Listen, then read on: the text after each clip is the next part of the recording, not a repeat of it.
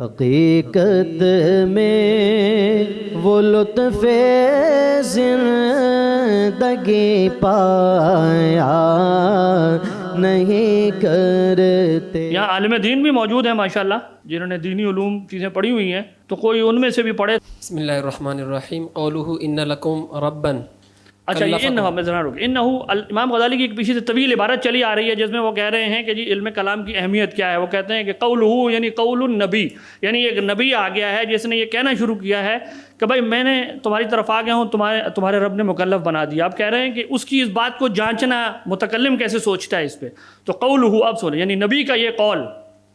قولہ ان لکم ربا کلفکم حقوقا وہو یعاقبکم علی ترکہا ویثیبکم علی فعلہا۔ ہاں یہاں رک گئے، یعنی ایک نبی آ گئے ہیں اور وہ آپ سے یہ کہہ رہے ہیں کہ تمہارے رب نے تمہیں مکلف بنایا ہے کچھ احکام کا، اور وہ تمہیں ثواب دے گا اگر تم اس کی بات مانو، میری بات مانو گے، ان احکام پر عمل کرو گے جس کا تمہیں مکلف بنایا ہے، اور تمہیں عقاب دے گا، سزا دے گا اگر تم نہیں مانتے۔ آگے وقد بعثنی رسولا الیکم لأبین ذلک لکم۔ اور مجھے اس نے تمہاری طرف رسول بنا کے بھیج دیا تاکہ میں اس کے احکام کو تمہارے لیے واضح کر دوں۔ اب دیکھیے جگہ فیلزمنا لا محالۃ ان نعرف ان لنا ربا ام لا۔ تو اب ہم پر لازم ہو گیا کہ اب ہم کیا کریں، ہم جانیں کہ کیا واقعی ہمارا کوئی رب ہے یا نہیں ہے۔ وإن كان فهل يمكن أن يكون حيا متكلما حتى يأمر وينهى ويكلف ويبعث الرسول۔ اور اگر ہے بھی ایسا کوئی خدا تو کیا وہ حی ہے؟ بھائی یہ کوئی کہہ سکتا ہے نا چلو خدا ہوگا بنا کے کہیں دور ہے، آج ریلیونٹ ہی نہیں ہے، جیسے کہ مغربی بعض فلاسفہ نے کہا کہ چلو مان لیا خدا ہے بھی، تو کیسے ثابت ہوا کہ ابھی وہ موجود ہے، وہ زندہ ہے؟ ہو سکتا ہے معاذ اللہ بنا کے فوت ہو گیا ہو، جیسے اور لوگ فوت ہو جاتے ہیں۔ اس نے اس طرح گھڑی ساز فوت ہو جاتا ہے نا، گھڑی بنا، گھڑی تو چلتی رہتی ہے۔ تو امام غزالی کہتے ہیں کہ اگر ہے تو پھر کیا دیکھنا ہے، یہ بھی جاننا ہے کہ کیا وہ حی ہے۔ صرف حی ہونے سے بات نہیں ہوئی، نبی کے ساتھ تو وہ گفتگو کرتا ہے، ہمارا یہ دعویٰ ہے نا، نبی کے ساتھ گفتگو فرماتے ہیں اللہ، تو کیا وہ کلام کر سکتا ہے، وہ متکلم ہے؟ دیکھیں متکلم ہوگا تو امر اور نہیں ثابت ہوگا نا، امر اور نہیں کے پیچھے کلام کھڑا ہے۔ تو ہمیں یہ دیکھنا ہے کہ کیا یہ میں ثابت کر سکتا ہوں کہ وہ خدا حی ہے، یہاں تک کہ وہ گفتگو فرمائے اور امر اور نہیں جاری فرمائے، اور وہ بندوں کو نبی بھیج کر مکلف بنا دے، کیا اس پر قادر ہے؟ یہ کر سکتا ہے، یہ جاننا ضروری ہے۔ آگے چلیں جی۔ متکلما فهل هو قادر على ان يعاقب ويثيب اذا عصيناه۔ اور اگر یہ مان بھی لیا کہ وہ متکلم ہے، حکم بھی جاری فرماتا ہے، تو جیسے کئی دفعہ والدین ہوتے ہیں نا، بیٹھا وہ ہوتے ہیں، بہت بزرگ ہو جاتے ہیں، کہتے ہیں میں تمہیں ماروں گا، ہمیں پتہ ہے اٹھ ہی نہیں سکتا، یہ تو لاغر ہے۔ تو یہ بھی تو ثابت کرنا ہوگا کہ جو خدا یہ کہہ رہا ہے میں تمہیں ثواب دوں گا اور عقاب دوں گا، وہ اس پر قادر ہے کہ ایسا کر سکتا ہے، اس کے اوپر برہان قائم کرنی ہے۔ بتا رہی ہے نا سمجھ؟ آپ دیکھیں بالکل کیسے وہ عقلی طور پہ پورا اسٹیج چلا رہے ہیں۔ وہ یہ ثابت کرنا ہوگا کہ وہ معصیت کرنے والے کو سزا دے گا اور اطاعت کرنے والے کو ثواب دے گا۔ آگے او اطعناه وان كان قادرا فهل هذا الشخص بعينه۔ ہاں صادق فی قوله انا الرسول الیکم۔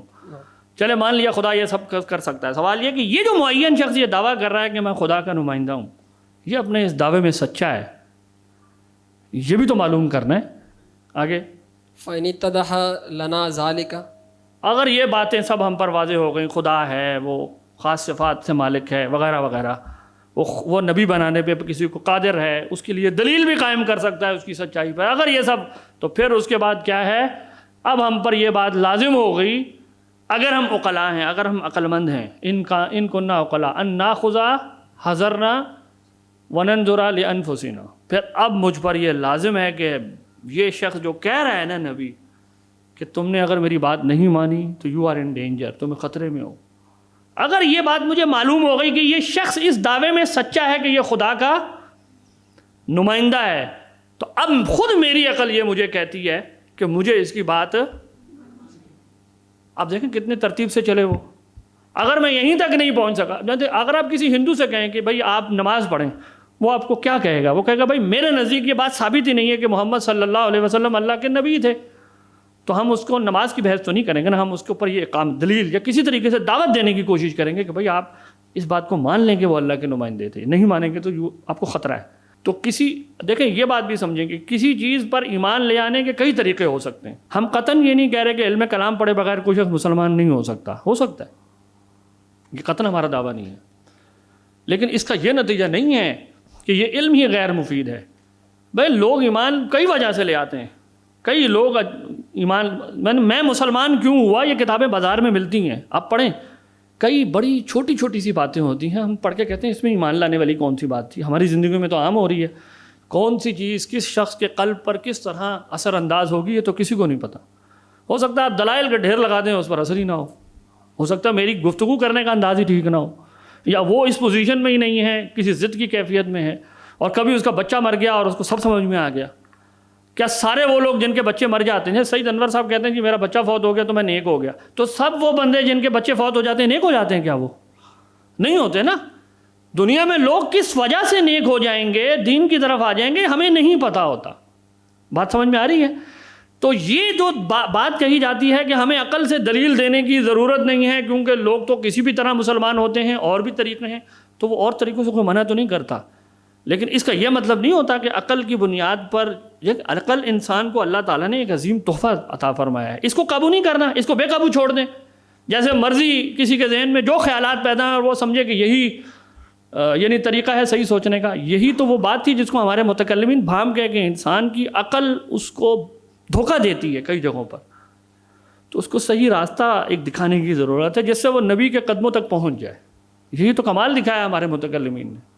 اچھا، تیسری وجہ امام راضی یہ لکھتے ہیں وَأَمَّا الدِّينِيَّاتُ فَصِحَّةُ كُلِّهَا مُتَوَقِّفَةٌ عَلَى صِحَّةِ هَذَا الْعِلْمِ لِأَنَّهُ مَا لَمْ يَثْبُتْ أَنَّ لِلْعَالَمِ صَانِعًا حَيًّا عَالِمًا قَادِرًا كَيْفَ يَتَمَكَّنُ الْمُفَسِّرُ وَالْمُحَدِّثُ وَالْفَقِيهُ مِنَ الشُّرُوعِ فِي عُلُومِهِمْ. کون لکھ رہا ہے؟ معمولی آدمی نہیں ہے. اگر میں یہ کہوں نا کہ آپ کو 1400 سال کی اسلام میں سب سے ٹاپ کا میٹافزیشین اسلامی تاریخ میں اٹھانا ہے، یہ وہ بندہ ہے، معمولی آدمی نہیں ہے. وہ کہتے ہیں کہ جی مفسر تو بعد میں بنو گے نا، محدث اور فقیہ تو بعد میں بنو گے، پہلے کیا ثابت ہونا ضروری ہے؟ خالق ہے، وہ نبی بھیجتا ہے. تو جس کے لیے یہی ثابت نہیں ہوا اس کے لیے علم تفسیر کیسے یعنی وہ کہتے ہیں کہ یہ تمام علوم بعد میں آئیں گے، اس سے پہلے اس سے اوپر ایک چیز علم کلام.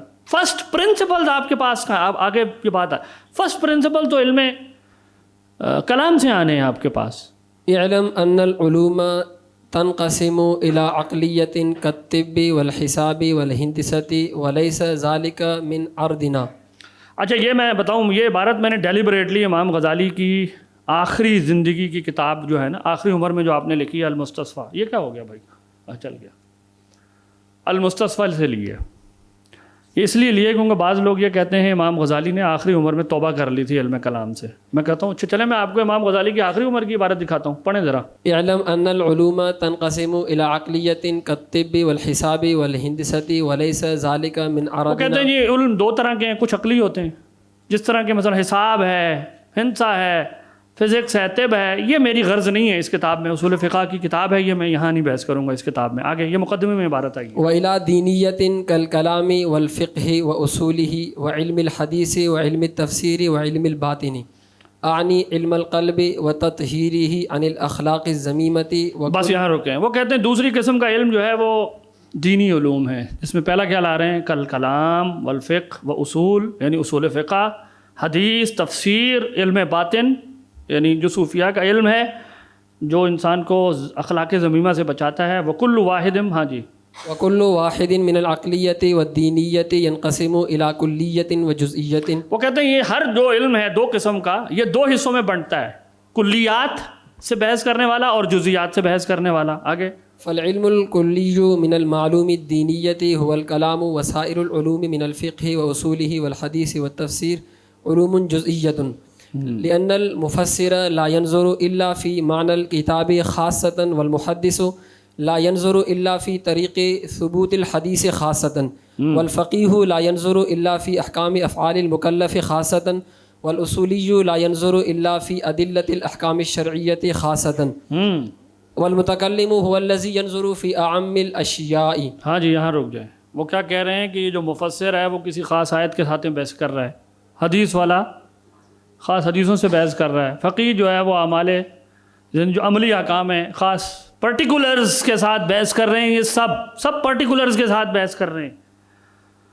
پھر وہ کیا کہتے ہیں والاصولی لا ينظر، وہ کہتے ہیں ایون اصول فقہ والا بھی وہ بھی کیا کرتا ہے،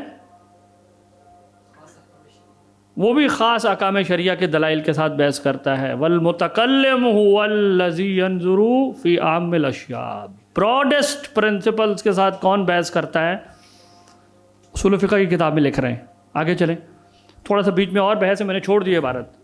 فیض الکلام هو المتکلف باثبات مبادئ العلوم الدینیۃ کلھا. ہاں جی، علم کلام ہی وہ ہے جو کھول دیتی ہے سارے علوم، یعنی جو مبادئ جن کے جتنے علوم ہیں ان سب کے فرسٹ پرنسپل پرووائڈ کرنے والا علم ہے یہ. فہی جزئیۃ بالاضافۃ الی الکلام، یہ جتنے علوم وہ کہتے ہیں میں نے اوپر گنے، یہ سب علم کلام کے حساب سے جزئیات ہیں اس کی، یہ اس کے پرٹیکولرز ہیں.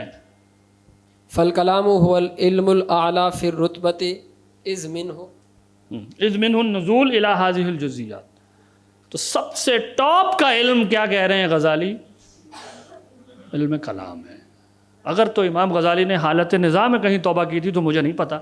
امام غزالی کی دو کتابوں کے بارے میں آتا ہے کہ اس میں سے پہلے اور بعد کون ہے، ایک المستصفیٰ ہے، دوسری ہے الجامع العوام. امام غزالی کی آخری عمر کی کتابوں میں الجامع العوام عن العلم الکلام بھی ہے. وہ کتاب آپ نے لکھی یہ بتانے کے لیے کہ یہ جو صفات اللہ کی صفات خبریہ ہیں جن کو کہتے ہیں، جیسے استوا ہے، ید ہے، ان کے بارے میں رویہ کیا ہونا چاہیے. تو وہ کہتے ہیں الجامع العوام، لگام دینا کسے؟ عوام کو اس چیز سے کہ وہ علم کلام میں پڑھیں، یعنی ان بحثوں میں پڑھ جائیں جا کے. کیونکہ عوام وہ کہتے ہیں یہ بڑا خطرناک ہے، یہ پہلو بڑا خطرناک ہے کہ کیا ہم تعویل کر دیں گے. یہ آگے آئے گا چونکہ مسئلہ تو وہاں بتاؤں گا. بات یہ ہے کہ امام غزالی نے چونکہ الجامع العوام کے اندر علم کلام کی تحدیدات کو بیان فرمایا تو اس سے لوگوں کو یہ لگا کہ امام صاحب یہ کہہ رہے ہیں اس کی کوئی ضرورت نہیں ہے. لیکن اگر آپ امام غزالی کی الاقتصاد فی الاعتقاد ہے جو آپ نے لکھی تھی 489 ہجری کے آس پاس، آپ کا انتقال 505 ہجری میں، یعنی اب کی ابتدائی علم کلام کی کتابیں جو ہیں اس میں الاقتصاد ہے، آخری ترین الجامع العوام ہے. اب دونوں کو کمپیئر کر لیں، جو تحدیدات جو الجامع العوام میں لکھ رہے ہیں نا وہ الاقتصاد میں بھی موجود ہیں. کہنا میں یہ چاہ رہا ہوں کہ آپ کسی شخص کی ایک کتاب کی عبارت پکڑ کے تو بحث نہ کریں. اگر ایک شخص 20 سال تک وہی نظریہ رکھ کے فوت ہو گیا آخر میں، تو اس کا مطلب ہے اس 20 سال میں اسی کے آس پاس جو اس نے لکھا ہے وہ اسی سسٹم کے اندر ہے. یہ اصل میں لوگ یوں مس کر جاتے ہیں کہ صرف الجامع العوام دیکھتے ہیں، لیکن الاقتصاد کے مقدمے میں بھی وہی چیزیں لکھی ہوئی ہیں، اس کے 4 مقدمے اس میں بھی یہی چیز موجود ہے.